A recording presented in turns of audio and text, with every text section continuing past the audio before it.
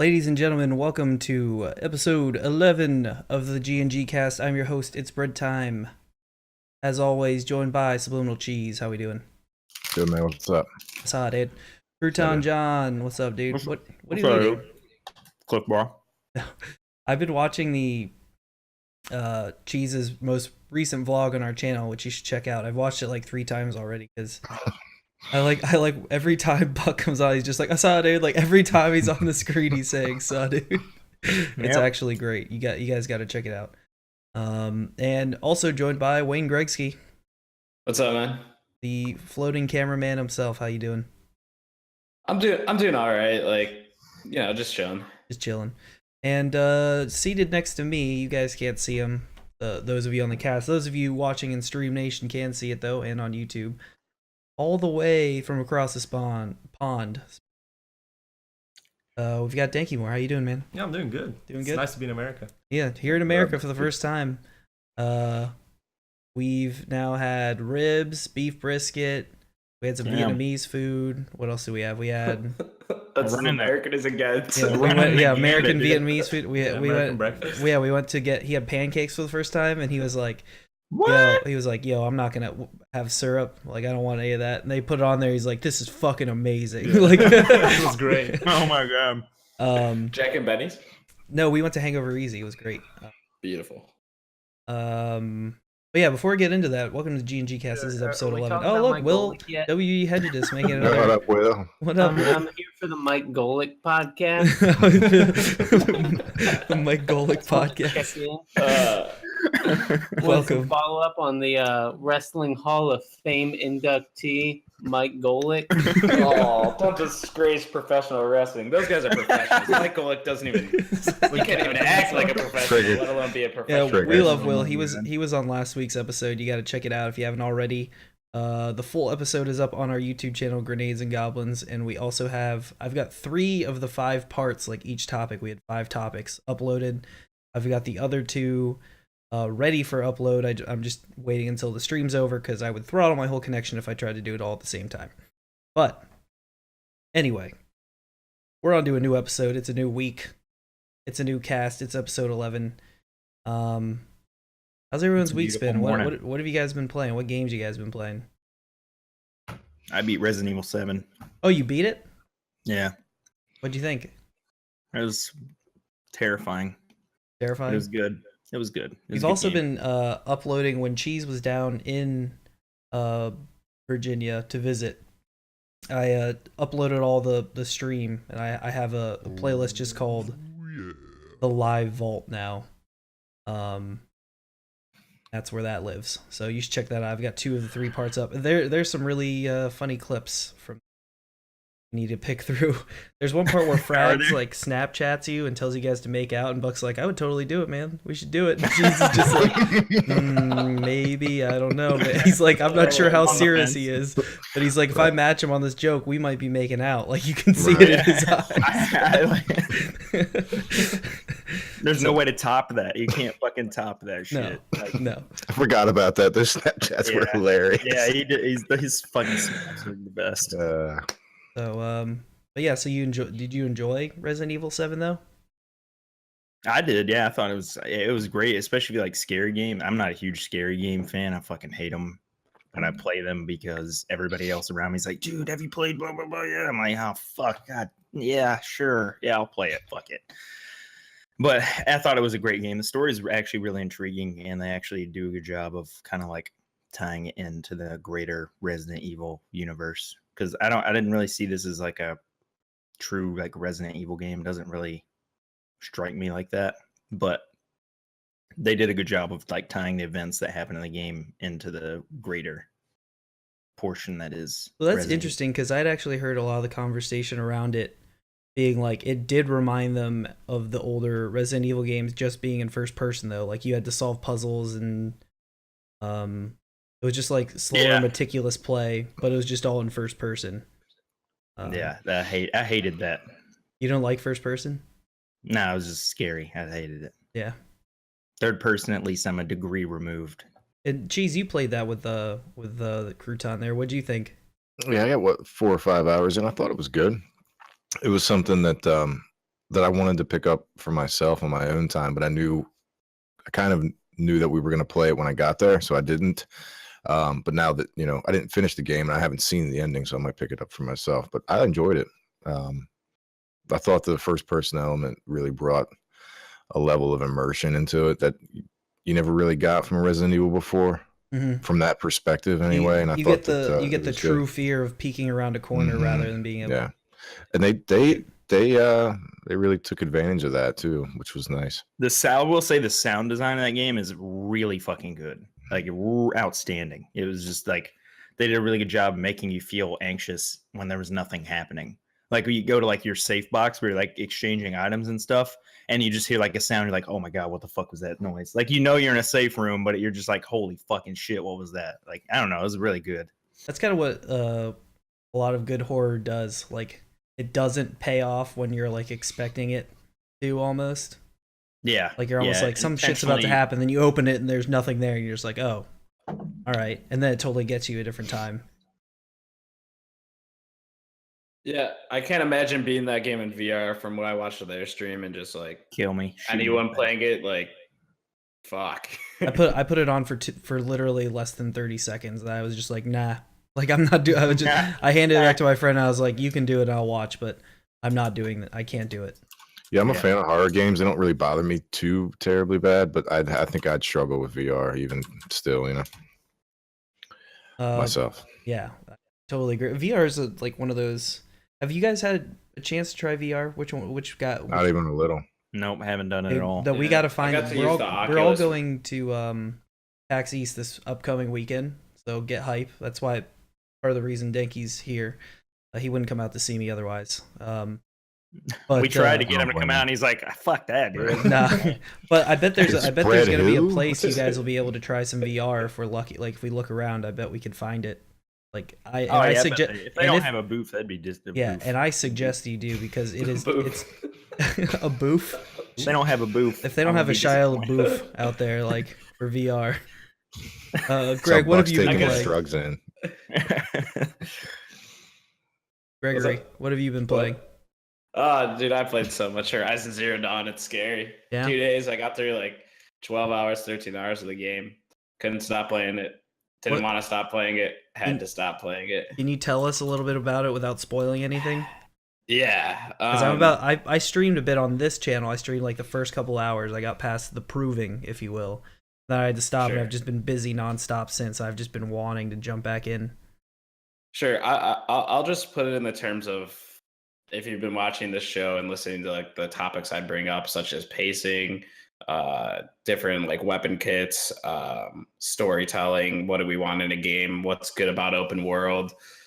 It's pretty spot on. I don't know, like most of the competencies you look for in a good game. It had like at first I thought the world that they put it in, the robot safari, if you will, was going to be kind of weird, because like there's a weird thing when you want to make a game and you want to make it feel as though you are playing through the human race. You have to call it Earth, but how do you transform Earth in a way that's palpable and understandable and makes it feel real enough that you're invested in the planet itself? And I think that's like a thing that a lot of like that makes games weird. And like, like it was interesting uncovering why this had to be on Earth, and it just told like a really interesting and convincing story as to how things developed over, since Earth as we know it till then. And I don't know, it was an immersive story. You don't have to be bogged down by that emptiness of an open world map, because although there's a lot of like tangential stuff to do, you can play the game without it. And I don't know, I just really enjoyed everything about the game. I still don't like crafting stuff. I still, am like 50-50 on most RPG games, but this one was one of the good sides of 50.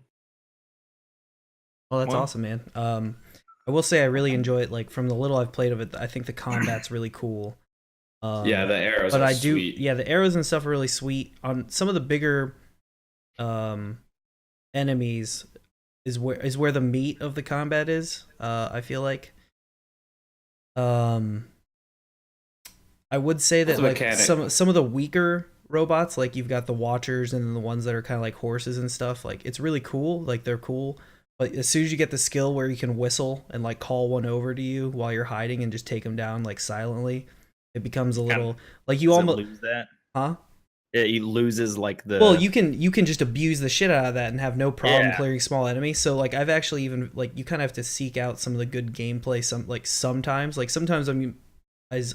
I walk out and I'm like I'm just gonna fuck with these guys. And I just start setting traps like because I want to, not because it's like easier, you know. Okay. Because it's boring otherwise. But the bigger robots are definitely where the challenge is. It's really fun. It takes like you're dodge rolling and shooting arrows and stuff, but there's like another layer of it. Like, oh, I could set traps, or I could shoot bombs, or I could tie this thing down. Like shooting those rope tethers that like tie the that looked cool. robots to the ground. Yeah, it feels like badass. Like you're like, yeah, bend to my fucking will. Let's go. So excited, man! yeah, I'm playing it today.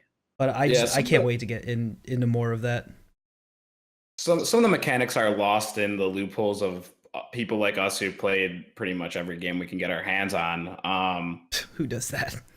Yeah, but you know, like fucking losers. there are some like mechanics to it that are like just better than like games that they have no business being better than. Like some of the climbing animations better than Uncharted. And the stealth mechanics outweigh Assassin's Creed's, which is just baffling. Like how does an Assassin's game get outweighed by a robot safari like aftermath world? You know, like it's like it's one of the few games where like when you're in stealth mode it lets you know, and when you're not it shows you real time like, hey, I'm like hidden and able to like move around freely. And like I don't know, it's just some of those mechanics they really hit on. There are some loopholes of the combat, but I mean they could you know, it's an online game, they can nerf stuff. I don't see a problem with that in an RPG. And I'm sure some people would be pissed off of, you know, some gear they get like grinded for has like some changes to it, but like I don't know, I would be okay with that.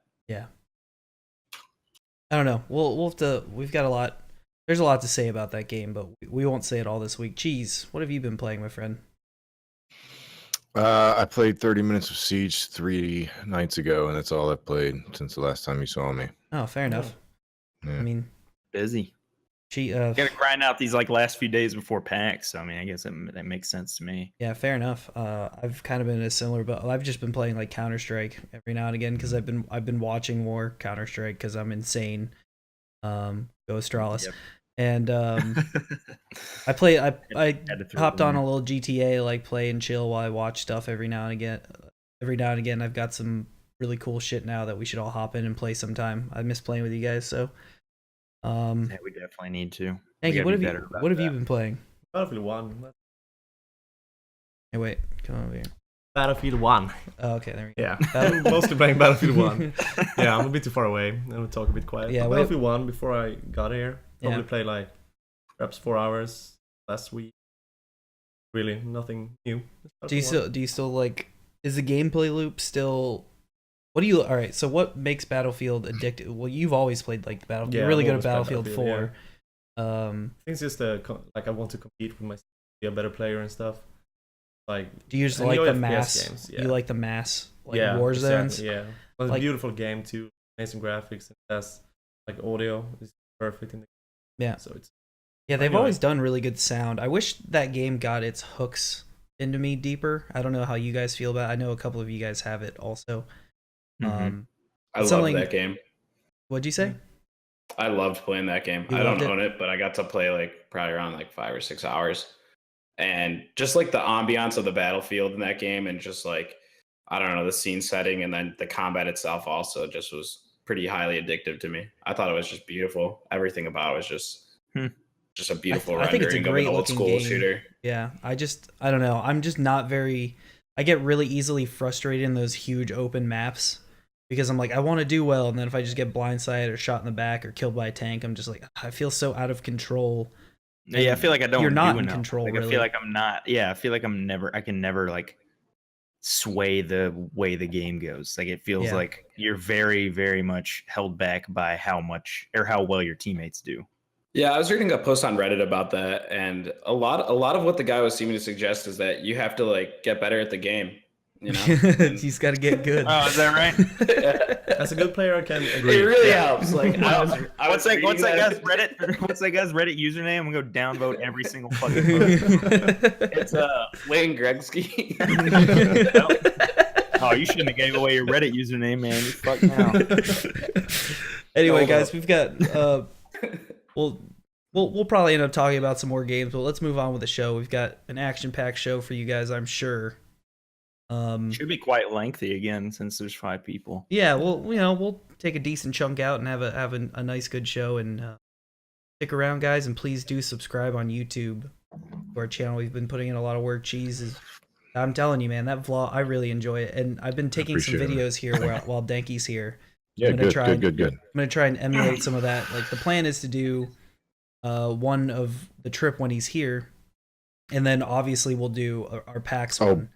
Break it up, yeah. Smart.